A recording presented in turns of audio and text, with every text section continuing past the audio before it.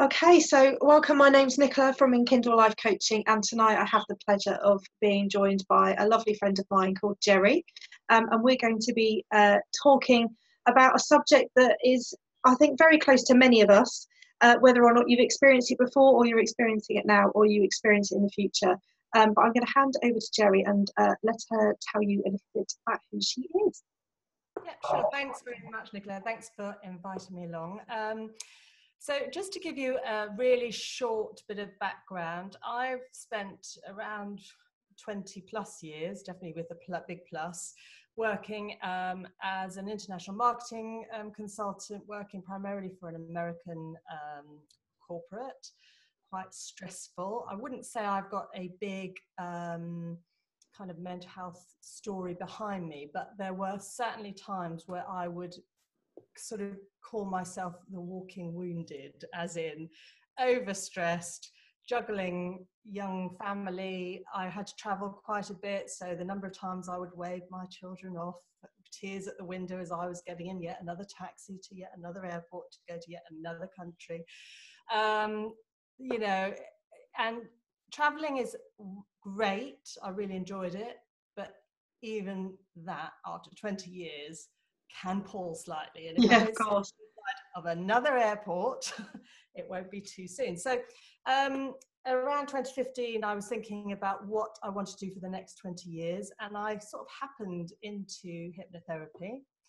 It was kind of out of left field, hadn't really thought about it, surprised everybody, then looked seriously at courses, because you don't want to just go and do a course, come out with a bit of paper and then not know what to do with it. So it was really important to me that I had something very practical and that ticked the right boxes in terms of where, you know, I could register and all that sort of thing. So I did a year training and then did nothing with it, because I thought, oh, it'll grow organically, as these things never do if you don't actually put any effort into it. And I was still obviously working full time at that point.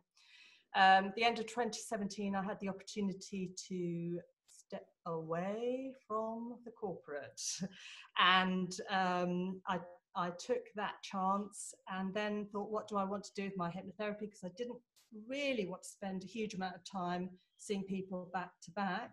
I really liked being out and about. I really enjoyed working with businesses, but I didn't want to be employed. So I sort of developed my workshops, which were based on all the neuroscience and all the learnings I had through hypnotherapy, as well as going on to do other sort of CPDs around it, and focused on stress in the workplace, because my experience of stress in the workplace really gave, you know, resonated with me. It's where I get all my stories from, that I can bring this to life really for other people. And that's what I do now. And I really enjoy working with particularly SMEs, where they have a real desire to make their workplace as well. I have worked with a few big corporates, slightly different tone. There's slightly more tick boxing, not always, but it's just a longer, harder process to kind of get actual meaning through. But I really enjoy that. I really enjoy bringing this message that I have of preventing stress overwhelm, rather than trying to mop up after the event, trying to help people get well again after they've fallen over. And ironically, that's what I do as a hypnotherapist. I still see people one-to-one. Again, I'm not advertising for that, because I tend to pick those people up from the organizations that I'm going into. But it makes so much more sense to me to prevent people going into stress overwhelm, falling over, the emotional, the financial impact of all of that, not just on the person themselves, but on their colleagues, on, you know, the work that they're doing, the productivity they're enabled to do. So it's a real passion for me, because I've been there, that sort of walking wounded, on the treadmill doing stuff. So yeah. Absolutely. And I think the more that we start talking about this, the more people start to recognise actually that they may well have experienced times where this has been quite right for them as well. And I think a lot of times people don't talk about it because either they don't recognize it or they feel, there's still, even in 2019, that stigma attached to it. And I know, key for me, a lot of the stuff I talk about is very vulnerable, but I talk about it because actually if I can show that I am me and I can create that awareness of it, then I want to encourage that dialogue to happen elsewhere. So thank you for joining me to do this today. And so I guess what I want to ask you, one of the questions I wanted to ask you around is, we talk about sort of stress prevention, but what is stress? If you could give a definition of what that is or what that looks like, what would that be? It's actually, the word stress is little more than around 50 years old, which seems really bizarre because we use that word in our everyday language. And stress is a kind of soft into mental health, because most people would quite readily say, men, women, whatever, would say, oh, I'm stressed, I feel stressed, I had a stressful day at the office, all of those. That word seems to be quite acceptable. If somebody said, oh, I felt depressed, I felt anxious, I felt low, those aren't quite so readily available to them. They feel a little bit more icky about using those. So stress for me is actually a really easy way to kind of get into to get people to engage while still delivering on the mental health and making sure that people are well. So stress is effectively an overload of pressure. I mean, we all go through periods of our whole lives are run on pressure. That alarm clock that goes off in the morning, that causes you stress. It releases a bit of cortisol, which is your stress hormone. That causes you to lift your head off the pillow, throw the duvet back, and get out of bed. If you didn't have that drive, that moment of stress, that release, of course, you wouldn't get out of bed necessarily, especially on the rubbish mornings that we've been having lately. So it's not always a bad thing. It's just when stress, when that pressure gets too much, when it overwhelms, when it feels like a huge burden, when you start going into yourself, you feel like you're on a treadmill and there's no way out, you lose perspective on life, that's when it starts to become a problem. That's when, a little step back, being able to see perspective, taking a breather, all those things really help. But often, life doesn't allow that. We don't allow ourselves to get off the treadmill. And, we do it to ourselves. The companies we're working for, life is fast, the technology we've got, everything kind of ramps up. We are probably living in the fastest era that we've ever lived, with the amount of inputs we have. Our consumption of information has increased by around 350% in little more than 25 odd years.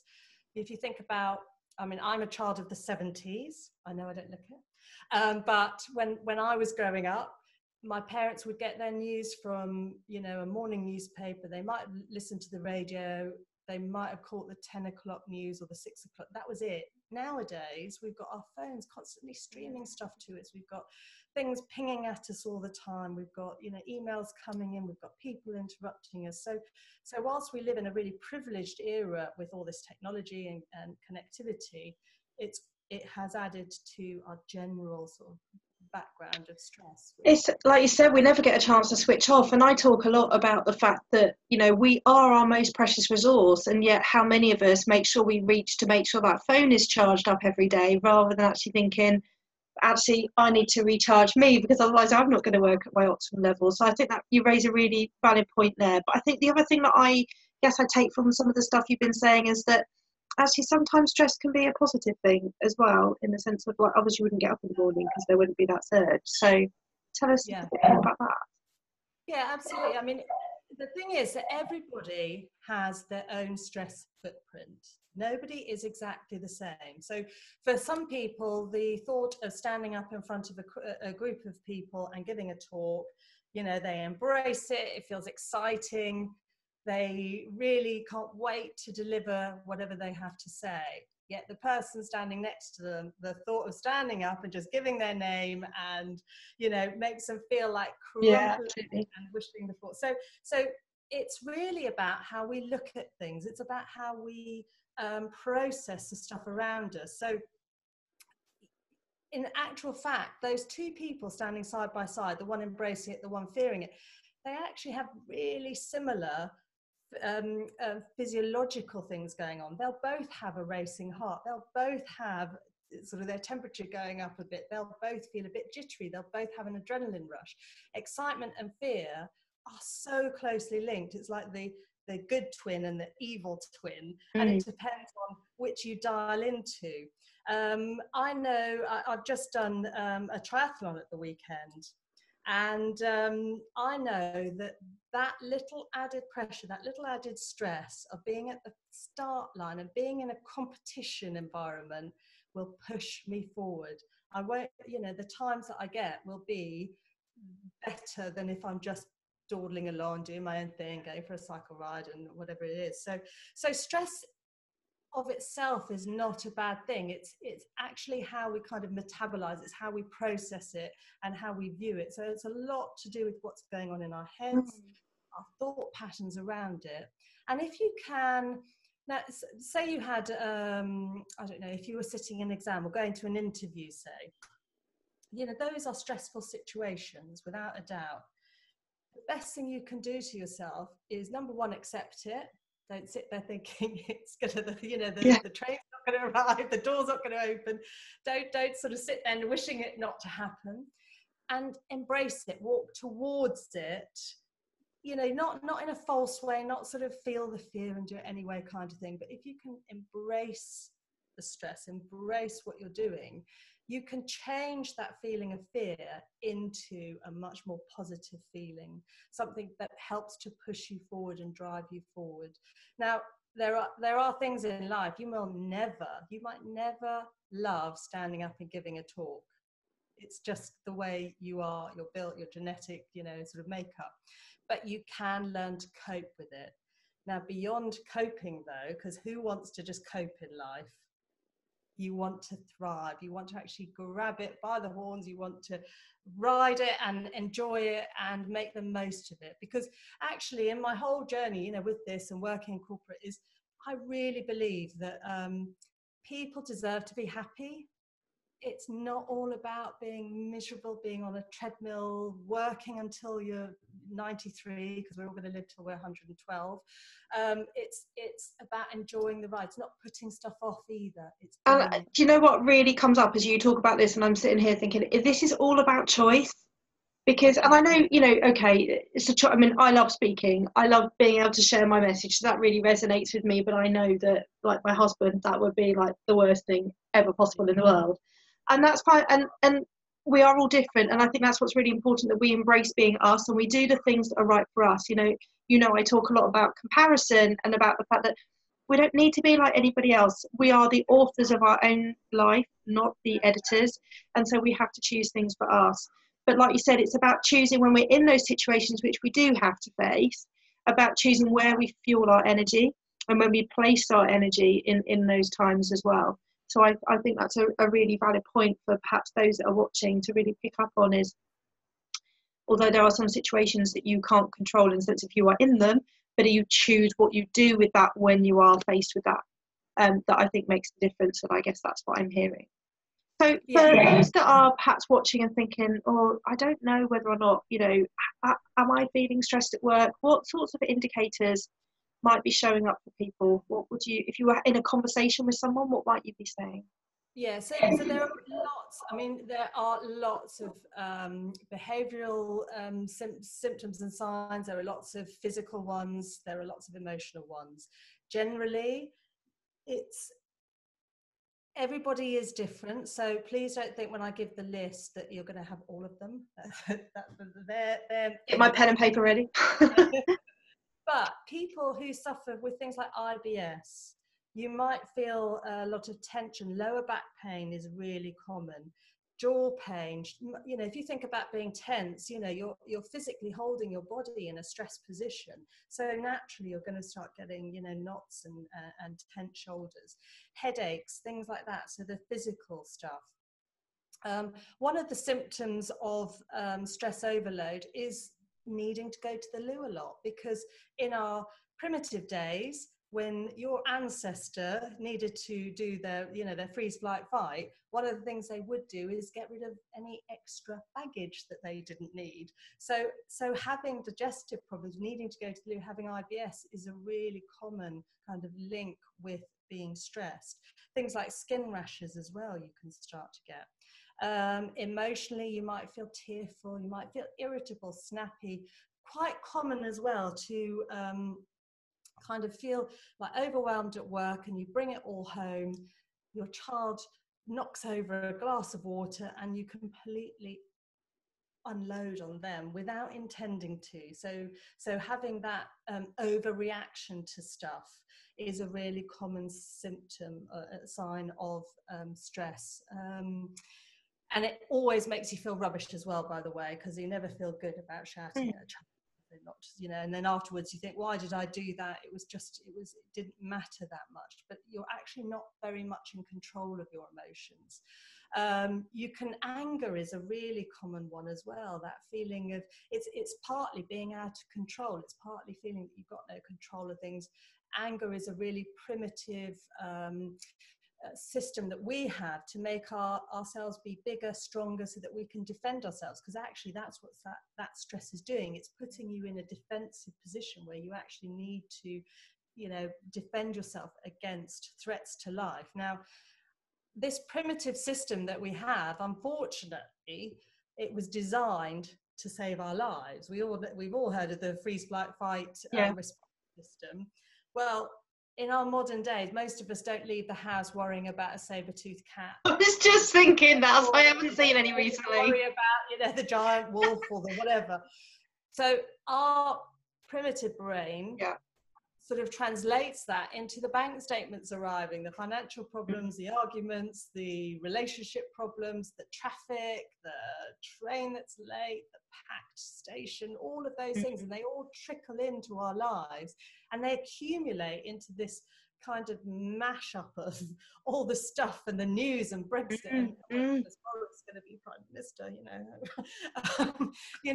they all accumulate, and those are our threats to life now. So, because if you think about this system that we have, which is, it's highly effective and it is very necessarily simple. It's not a very sophisticated system, but our ancestors used it really successfully, and they're the reason that we are sitting here, because our ancestors used it enough at least to procreate. The ones that didn't make it down the line. So, but we've been in evolutionary terms, humans have been in the making for around between 5 and 6 million years. It's taken a long time to get us to this point. Our civilization at best is only around 6,000 years old.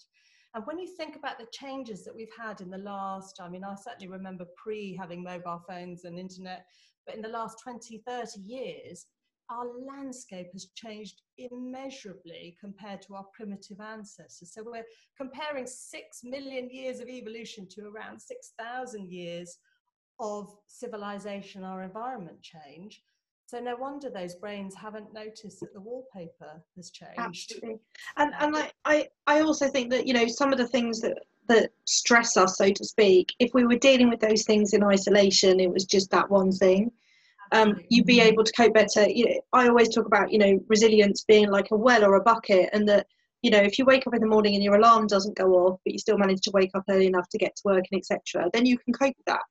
But if you wake up and your alarm hasn't gone off, and then there's no hot water and you can't find your keys and your children won't put their shoes on, and then the car doesn't start, and then there's traffic lights and there's no car parking space, that's a different kettle of fish altogether, isn't it? And so I guess for people that are watching thinking, okay, I might be displaying some of these symptoms, or I've certainly had some of these before, what would be your top tips for sort of moving forward?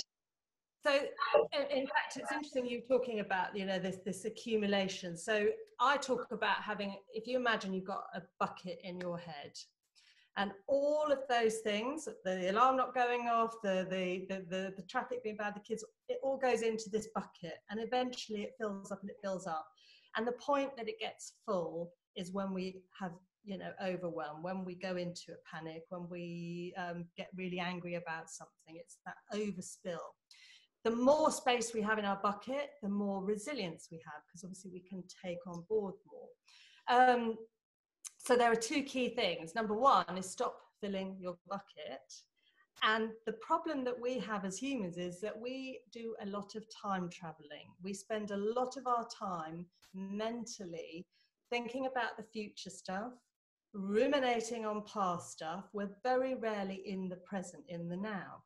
And all of those thoughts about what's going to happen, we tend to do negatively. We tend to think about the journey to work is going to be bad. The lights are going to be red. The meeting's going to go We do a lot bad. of predictions, don't we? And it's always negative. Yeah. We never think No. it's going to be amazing. I'm going to stand up and it's all going to go well. We always think about falling flat on our faces. So all of those thoughts, whether they're real or imagined, go into that bucket. So the more overthinking you do, the more that bucket fills up. And it's pretty useless stuff because actually it doesn't change anything, does it? It's just filling up, nothing. So what are the top tips to get away from that? Is to not fill your bucket. So when you recognize yourself that you are overthinking and over forecasting, is just to do a distraction thing. One of those is to do some breathing, practice some breathing. There are all sorts of different techniques like 7-11 breathing, rectangular breathing, diaphragmatic breathing. Notice that you've had that thought and then change the story. Notice, the more you do that, the easier it becomes, because actually we've just got in this habit of doing it. We're in this habit of ruminating. So changing the story, stopping that filling up. And the second thing is to empty your bucket. And we do that when we sleep at night. When we go through the REM phase of sleep, our brain does a lot of processing.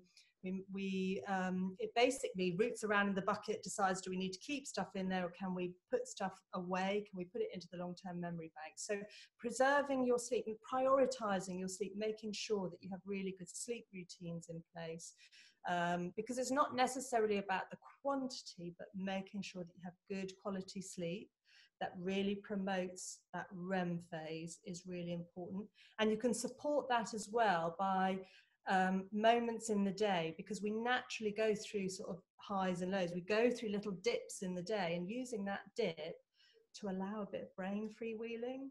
So when you're sitting on the train, instead of reaching for your phone, just look out the window for a bit, just a few minutes. When you're, I like 5-minute meditations. So people think of meditation as like an hour-long thing in a darkened room, incense sticks and candles and all this.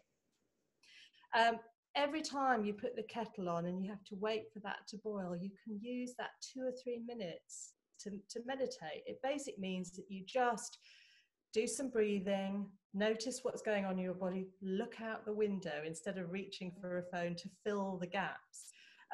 Every time you're sitting at a traffic light, the light goes red, obviously you keep your eyes open for this one, you can just spend that minute and a half, 2 minutes, just allowing your brain to freewheel a bit, and that can just help to empty that bucket, and it supports your night. The more you empty your bucket, the better quality sleep you're then going to have at night, because your brain's not having to do so much work to catch up.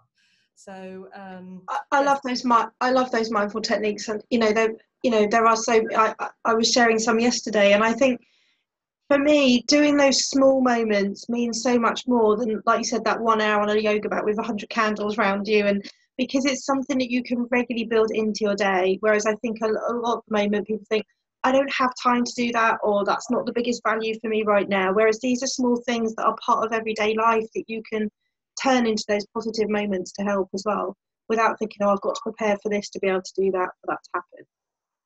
So I think I just really wanted to reiterate that for those that are watching, really, is these are small snippets of things that you can build into every day from things you're already doing. I guess what I'm hearing for myself is that I always refer to the myth of sitting still as lazy. And I think a lot of us wrestle with that sometimes, and actually, can I warrant that 2 minutes at the kettle? Actually, you can, because this is about your health. And this is about you looking after. It's okay to take care of you, because you're no good to anyone else if you don't take care of yourself. Absolutely. There's that saying, isn't there? Put your oxygen mask on first before you help others. Absolutely. And when you think about being so integral that we need to keep running, we need to keep spinning our plates, and we need to keep juggling, Well, if you completely fall over and you're taken off, who's going to do all that? So Ab- actually, a bit of and self-care can be, it can be stressful, because you're right. If you think, oh my God, where am I going to find all that self-care time? And it is, we've got the time. We've just learned actually by stealth to fill it full of stuff. We've learned to fill it full of scrolling through yeah, Facebook. absolutely. Absolutely. Yeah. Self-care is a lifestyle, not a luxury, as I talk about all the time. But thank you so much, Gerry. It's been really lovely for you to gift us your time today to be able to go through that. Is there any final thoughts that you'd like to share as we close off this session?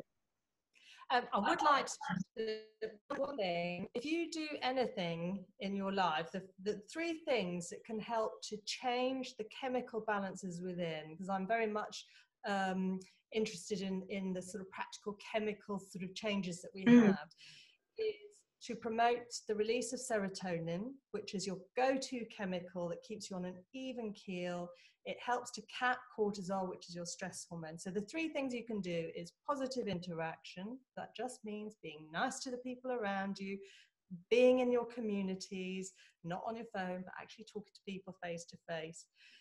Positive activity. That does not mean joining the gym and working out for 5 hours a day, 5 days a week. It just means moving your body. So parking a bit further, taking the stairs, doing whatever movement you want. If you want to do dancing, if you want to do yoga, if you want to do, I don't know, just dancing in your kitchen, whatever, a bit of movement. And the third one is positive thinking, because if we can train our brains out of that negative bias that we have into noticing when it's sunny, notice when it's raining, notice when the birds are coming in, all the stuff around us, then we promote that release of serotonin. And that is a really solid chemical response, chemical change that we can make ourselves, which will make the difference in our lives. Absolutely.